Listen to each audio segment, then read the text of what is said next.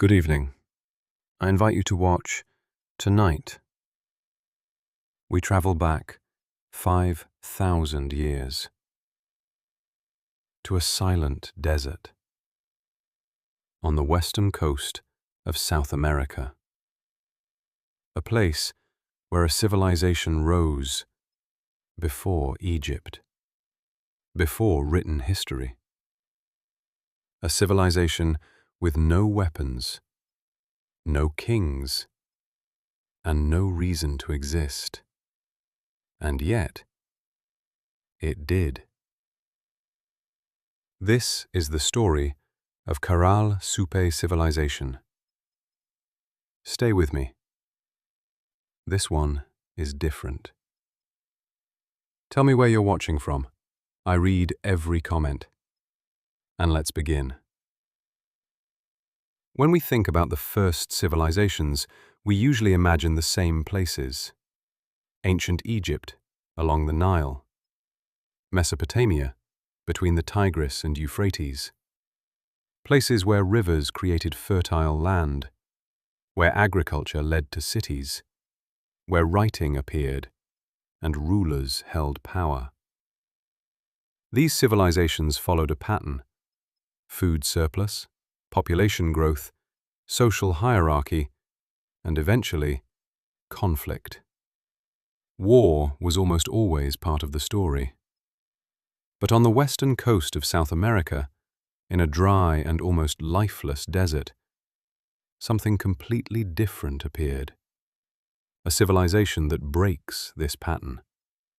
No evidence of writing, no advanced tools made of metal, no large-scale pottery production, and most importantly, no signs of organized war. No defensive walls, no weapons, no destroyed cities. And yet, this society grew. It built massive structures, organized thousands of people, created a functioning economy. All of this in one of the harshest environments imaginable. Even more surprising, for a long time, no one recognized it as a civilization at all. Because the pyramids looked like natural hills.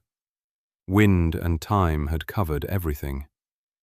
So for decades, people walked past one of the oldest cities on Earth without realizing what they were seeing. And that raises a question.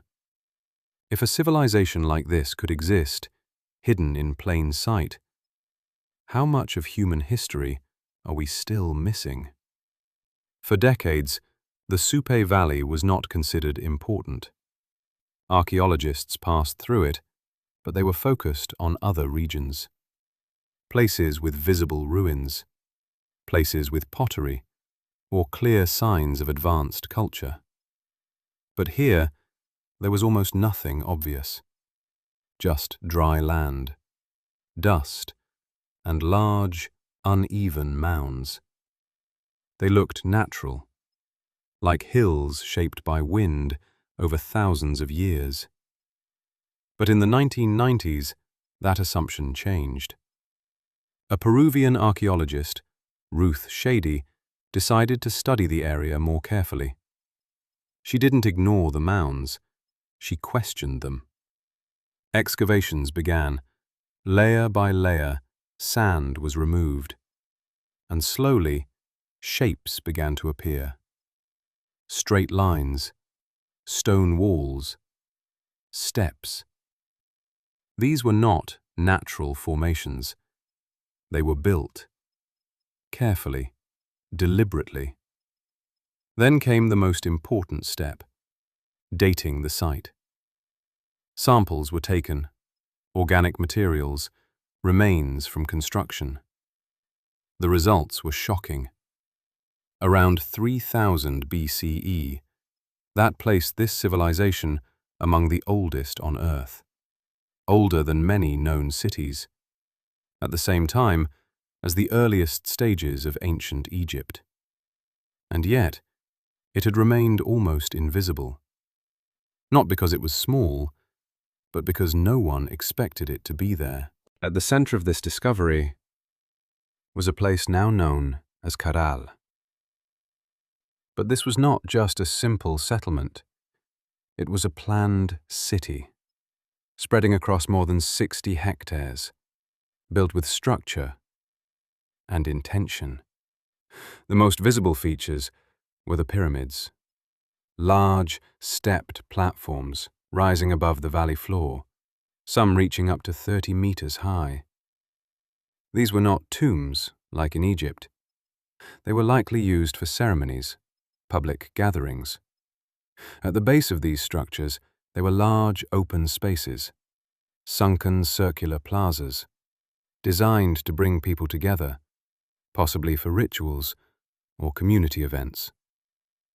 Surrounding these areas were residential zones, homes of different sizes, indicating some level of social organization.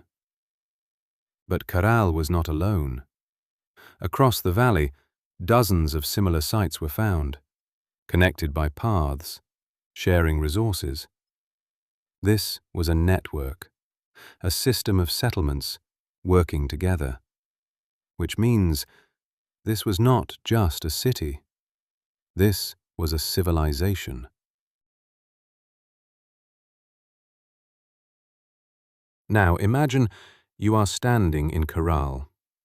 The sun is rising. The desert is quiet. Slowly, people begin to move. You hear footsteps, voices. In the distance, someone is playing a flute. Soft, rhythmic. Workers carry materials. Others prepare food. Children move through the plaza. There is no fear, no soldiers, no weapons. Only activity, purpose, a system that works, without force. And for a moment, it feels impossible. But not everyone agrees that this civilization was truly peaceful. Some researchers suggest we simply haven't found the evidence yet. Maybe weapons existed, but were made from materials that didn't survive. Wood, fibers. Or maybe conflict happened, but on a smaller scale. Not large wars, but local disputes.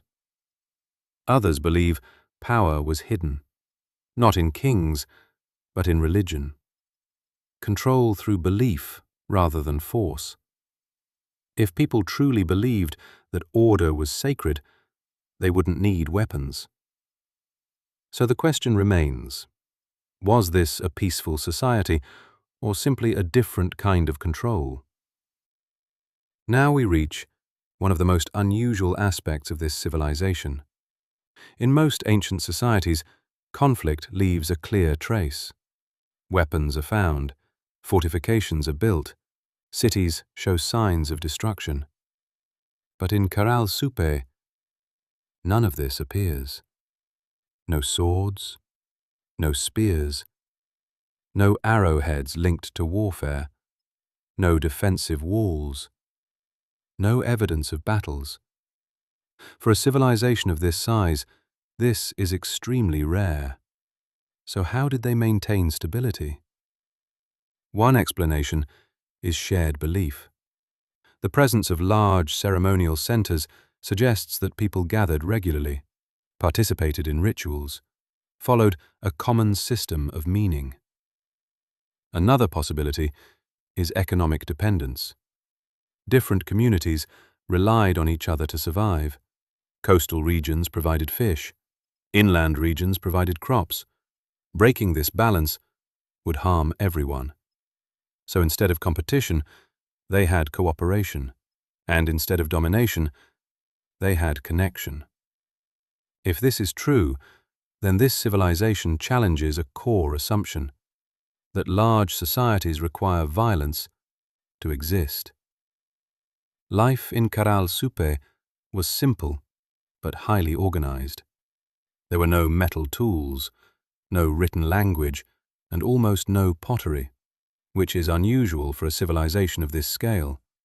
Yet daily life functioned. People farmed the land.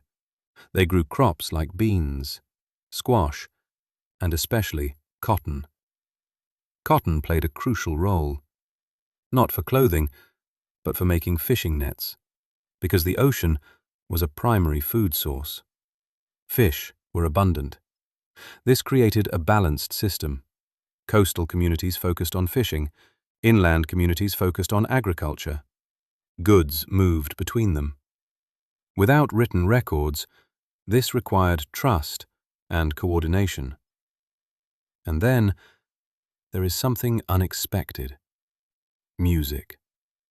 Archaeologists discovered flutes made from animal bones, carefully shaped, sometimes decorated. This suggests something important. Life was not only about survival. There was culture, expression, and shared experiences that went beyond basic needs. Now let's slow down and really step into this world, not as observers, but as if we are actually there. It's early morning. The air is cool. The desert is quiet. You stand near one of the large pyramids. Its surface is rough, layers of stone and earth stacked by human hands. In the distance, you see movement. People are waking up. A group of workers walk slowly, carrying materials. Not forced, not rushed. There are no guards, no signs of control. Nearby, someone prepares food. Simple meals, grains, plants. Further away, you hear something unusual. A sound. Soft. Rhythmic. Music. A flute made from bone. Played slowly, almost like a ritual. People begin to gather, not in panic, but with purpose. They move toward the central plaza, step by step. This space is designed for them. Circular, open. You can feel something here, not fear, but connection, a shared understanding. The construction of large structures raises an important question.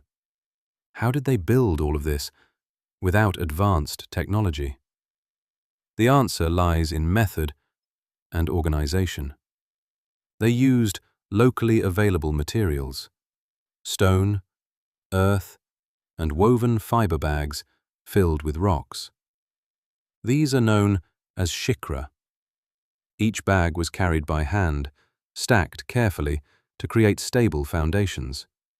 Thousands of these were used. Layer by layer, structures rose.